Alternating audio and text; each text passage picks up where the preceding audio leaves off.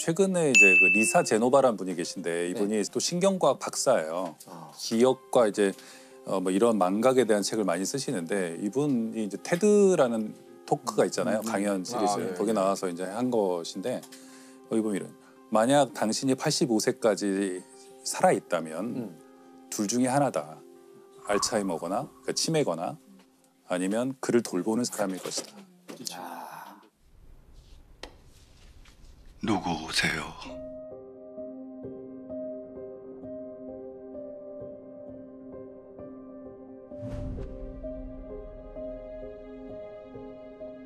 그러니까 지금 유병률이 굉장히 높거든요. 85세쯤 되면 거의 한 40%에 도달하는데 엄청나구나.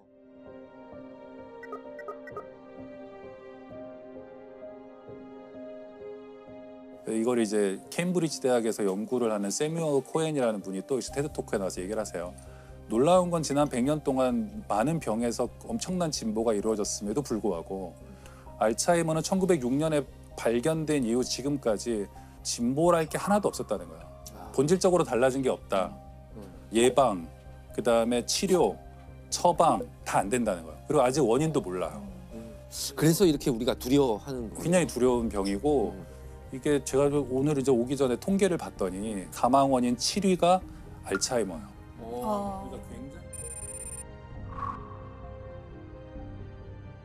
그러니까 그러니까 굉장히 높은 건데 이게 10년 전에 비해서 224%가 늘었어요. 우리가 요새 건강보험 재정이 또 이슈잖아요. 엄청 이슈죠. 누구나 예측할 수 있어요. 그 수학적으로 모델링을 해보면 앞으로 20년, 30년 후에 건강보험 재정의 가장 큰 위협이 될 질병은 무엇인가? 그것은 치매죠. 근데 이것이 저는 계속 수명이 늘어나고 있기 때문에 우리의 피할 수 없는 미래라고 생각하고 지금 어디선가 누군가가 이거 치매의 원인도 알 것 같고 이거 치료법이든 아니면 예방법이든 그 아이디어를 갖고 있으나 아직 학계의 검증을 받지 못한 그냥 어딘가 제약회사라든가 대학의 연구실에 있을 누군가가 저는 우리의 미래를 바꿀 수 있다고 생각하는 거예요. 지금은 인정받고 있지 못하고 있겠지만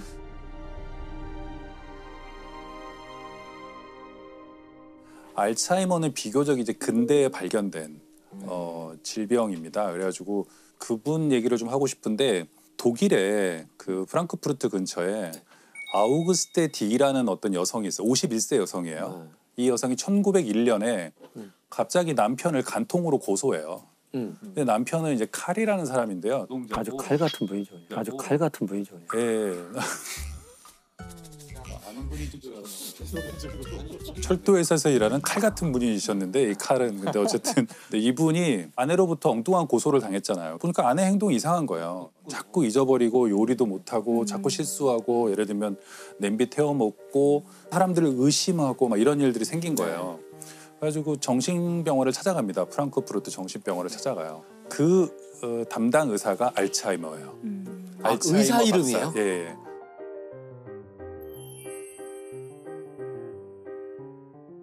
그래서 알츠하이머 박사가 이 사람을 이제 진찰하기 시작했는데 처음 왔을 때 알츠하이머 박사하고 문답을 하거든요. 뭐 지금 뭐 드세요? 그러면 예를 들어 밤을 먹고 있는데도 뭐 시금치라고 말한다거나 계속 질문하는데 6번째 줄 가면은 이분이 굉장히 중요한 말을 해요. 저는 저 자신을 잃어버렸어요. 이렇게 얘기해요. 그 뒤로 계속 그 말을 해요. 나는 나 자신을 잃어버렸다고.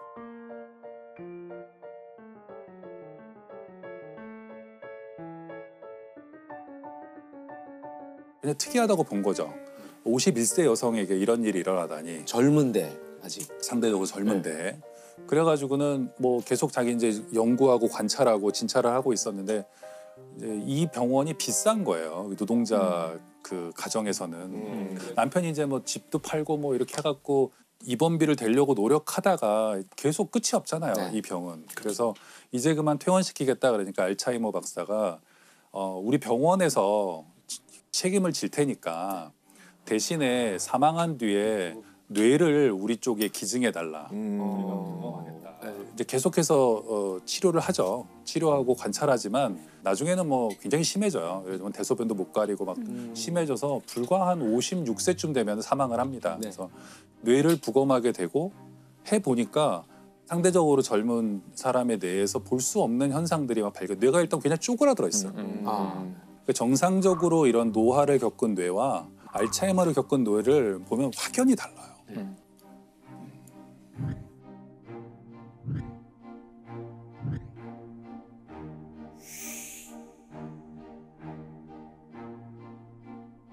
그래가지고 그걸 학계에 보고하게 되고 그래서 학계에서 이제 그걸 처음으로 늙음의 자연, 노화의 자연스러운 과정이 아니라 질병일 수 있다고 이제 판단을 했대요.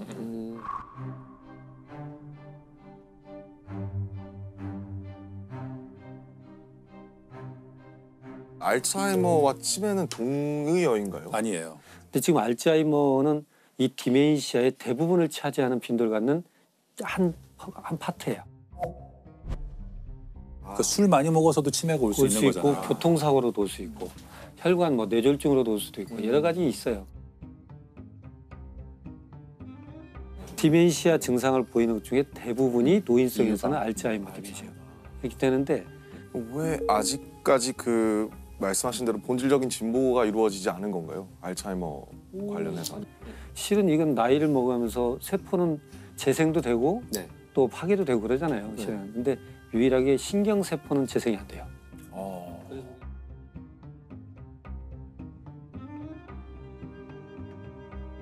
노화의 과정에서 네. 서서히 파괴는 돼가죠. 뇌세포는 다시는 재생이 안 되니까. 결국 이걸 멈추게 하거나 더디게 가는 방법밖에 없는데 이걸 멈추게 하는 것은 노화를 멈출 수 있다는 거예요. 아, 그렇죠. 더디게 하는 건 노화를 더디게 갈 수 있다는 거예요. 그러니까 이건 현대과학의 마지막 숙제죠. 실은. 우리나라도 제가 아까 통계 말씀드렸지만 10년 동안에 224%가 늘어났다는 것은 앞으로 굉장히 기하급수적으로 늘 수 있다는 걸 의미하고 수명은 점점 길어지니까요. 그리고 자료를 보면 미국에서 정부와 기관들이 암의 치료와 예방에 투입하고 있는 예산의 10% 정도만 이제 알츠하이머 이쪽으로, 치료에 투입하고 있거든요. 그리고 미국에서 자료를 봐도 암 환자를 케어하는 것보다 이 알츠하이머를 비롯한 치매 환자를 케어하는데 훨씬 더 많은 비용이 들어가요. 예, 이걸 자연스러운 노화로 봐서는 안 된다. 이것은 분명히 질병이고 좀 더 우리가 신경을 써서 이걸 찾아야 된다. 찾아낼 수 있다고 믿어야 된다. 저는 이 분명히 믿는 사람들이 어디 있을 거라고 생각해요.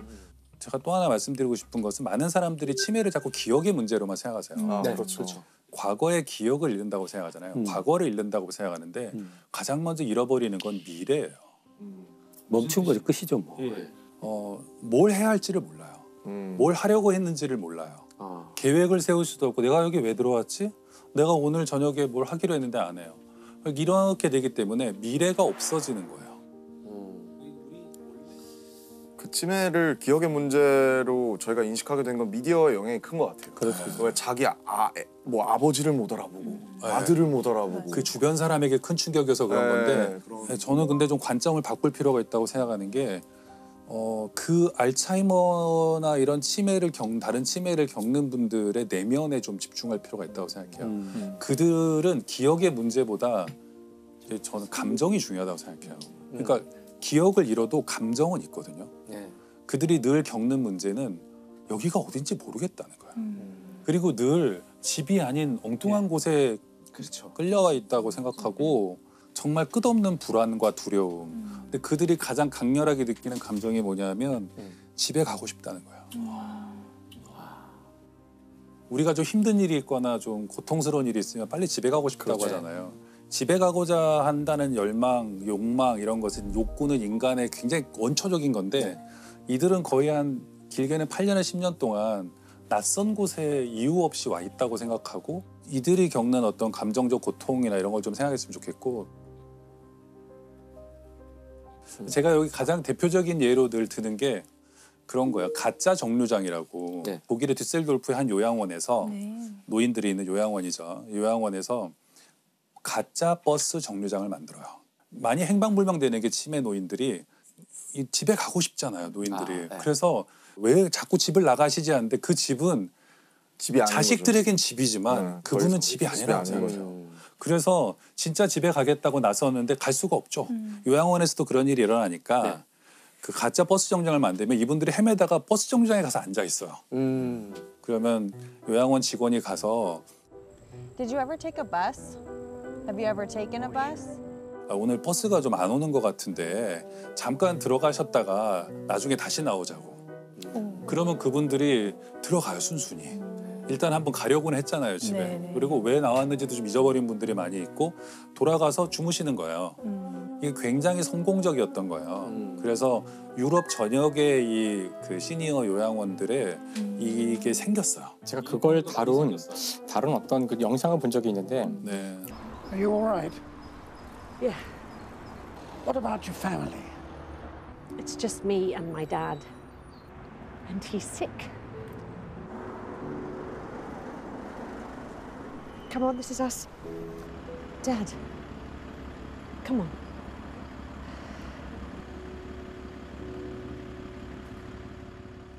자 이제 집에 가셔야죠 하면서 아버지 하면서 데리고 가는 모습이 나오는데 네. 아마 그런 그 정류장을 보여주면서 만든 영상인 것 같아요. 그래서 그 병이 안타까운 지점이 딱 이게 숫자가 많아지고 이런 게 모이면 그 정류장처럼 이분들이 곧 처리돼야 될 존재들이 아니고 우리가 뒤따라가야 될 존재로 보고 사회는 이걸 어떻게 같이 살아가는 방법들을 찾아가서 그런 것들도 중요한 것 같아요. 다시 알츠하이머 얘기로 돌아가자면 김영하 작가님이 또 알츠하이머로 소설을 쓰셨잖아요. 맞아요. 살인자의 옛날에 하나 기법. 썼죠. 2013년에 살인자의 기법 쓰고 네. 계속 저는 기억의 문제에 좀 관심이 많이 있었어요.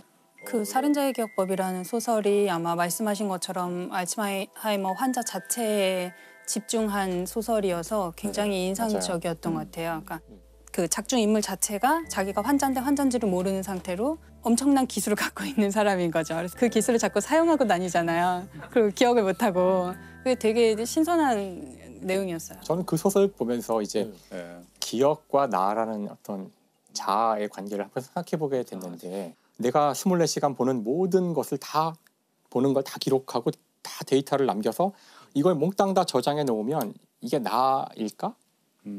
이제 이런 생각을 해본 적이 있어요. 이렇게 레코딩된 모든 이 네네. 데이터의 총합이 나하고 얼마나 다를까 생각해 봤는데 제 생각은 결국 내가 아니라는 거였어요. 왜냐하면 그 망각이라는 것이 물론 이것이 이제 질병이 되면 참 끔찍한 일이지만 이건 사실 영화 감독님이 더 잘하실 텐데 영화 필름으로 찍은 그 필름의 전체 모든 찍은 양은 영화가 아니라 그렇죠. 영화를 어떻게 편집하는지가 그 영화가 어떤 것이 되는지 결정하는 것처럼 사실은 편집된 그 나의 인지가 나지 그럼요. 내가 본 것이 내가 아니라고 생각해요.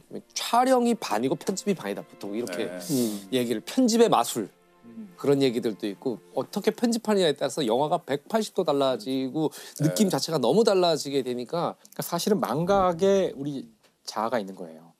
보는 것에 자아가 있는 게 아니라 기억에 내가 있는 게 아니라 웬디 미첼이라는 분이 있어요. 이분이 58세에 그런 알츠하이머 진단을 받거든요. 근데 이분처럼 이렇게 그 나이에 그런 진단을 받는 분은 많은데 이분이 특이한 점은 그때부터 블로그를 만들고 자기가 겪은 일을 다 쓰기 시작했어요.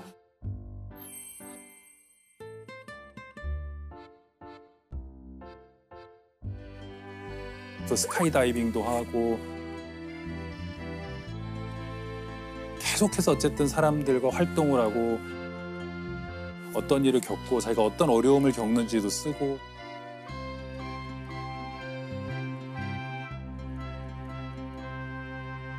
막 이러면서 책을 벌써 2권이나 내셨어요. 대단한 집념이시네요. 예, 그분 책을 보면 알 수 있어요. 우리가 알츠하이머 진단을 받은 사람들이 에겐 단계가 있고 그리고 어떤 단계에서는 어느 정도 기능을 충분히 할 수 있고 감정이 살아있다. 그리고 어쩌면 감정은 굉장히 우리가 그들이 감정을 표현하지 못하는 어떤 단계를 지나서도 남아있을 것이라고 추정할 수 있어요. 네. 자폐 역사도 보면 어느 시점이 되면 자폐인들이 스스로에 대해서 발언하기 시작하거든요. 우리도 감정이 있고 우리도 권리가 있다면서 쓰기 시작하면서 많은 게 바뀌거든요. 네. 근데 알츠하이머나 이 치매는 이상하게 그런 사람들이 별로 없었어요. 그런 글이 많지 않은 이유가 처음에는 본인이 잘 부정하려고 할 것 같아요. 아 그럼요. 본인이 그 병에 네. 그럴 것 같아요. 상태가 심하지 않을 때는. 내가 설마 알츠하이머겠어? 약간 좀 깜빡깜빡하는 거지? 뭐 이렇게 생각해서 상당히 진행이 될 때까지 인정하지 않으려고 하지 않을까. 그 의학사를 이렇게 보면요. 환자들도 굉장히 중요한 환자들이 꽤 있습니다. 그래서 보면은 자기 병과 맞서 싸우고 그걸 기록하고 세상에 알리고. 근데 이분은 제일 먼저 이제 딸이 둘이 있는데 딸들을 내보내요 집에서. 자기 혼자 이제 살기로 하고 거기에 맞춰서 삶을 이렇게 조직하고. 굉장히 어려운 일이었을 것 같은데. 예, 보통은 이제 의지하려고 하는데 그러면서 이 자기가 이걸 기록하는 게 중요한 의미가 있다고 생각해요. 그래서 자기들도 아까 말씀드린 것처럼 감정을 가지고 있고 삶이 계속되고 있다. 우리가 이제 암에 걸린 분들도 자기가 암에 걸렸다는 얘기를 주위에 안 알리려고 하는 게 그때부터 모든 정체성이 지워져요. 그렇죠, 그렇죠. 네. 암 걸리신 분이 이렇게 되는 거예요. 암 환자 중에 하나. 암 환자 중에 하나예요. 그냥 이분이 뭘 하든 간에 맞아요. 이게 그 사람의 모든 정체성을 형성하는데 더더군다나 불치병인 알츠하이머 같은 경우에 이제 그 사람은 아무것도 할 수 없는 사람 이렇게 보기 때문에 자기의 존엄을 지키기 위해서 글을 쓰기 시작한 거예요. 너무 전사시네요, 진짜. 많은 경우 인간들이 글을 쓰는 어떤 이유는 극한 상황에서 자기 존엄을 지키기 위해서 쓰는 거거든요. 내가 인간이라는 걸 알리기 위해서 글을 쓰는 거예요. 안내 일기도 생각나고. 그렇죠. 발병한 지가 꽤 됐는데 지금 현재 증상은 한 어느 정도일까요? 올해도 책이 나온 것 같거든요. 작년인가 올해에도 새 책이 나온 걸 봐서는 아직까지도 글을 쓰시는 것 같고. 대단하게 야, 자기의 기록을 한다는 것이 알츠하이머에 도움이 될 수도 있는 게 아닌가 이런 생각 들어요. 그렇죠. 당연하죠. 그죠? 그 유명한 사례가 있어요. 어떤 수녀원에서 그 사례들 들어보셨을지 모르겠는데 수녀님들이 돌아가시면 이제 다 부검을 했대요.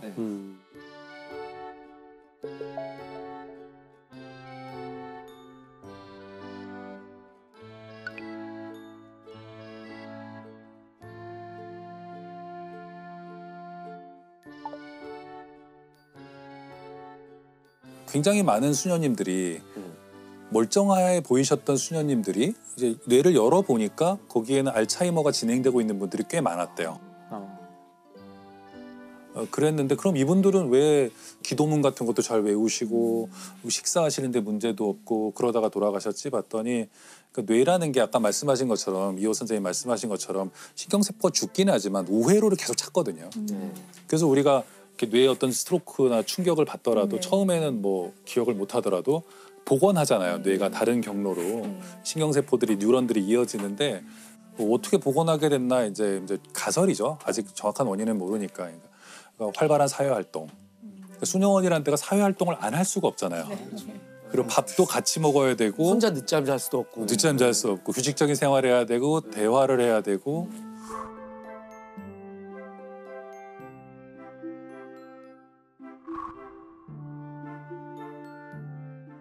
김영하 선생님의 미래를 바꿀 인간. 아직은 나타나지 않은 그분. 그분을 기다리면서 이미 시작됐을 거라고 생각하면서 믿고 있습니다. 상당히 진전돼 있을 거라고 저는 믿고 싶습니다. 프랜차이즈가 쉽게 되는 건 아닌데. 사장님 나와라 오바 사장님.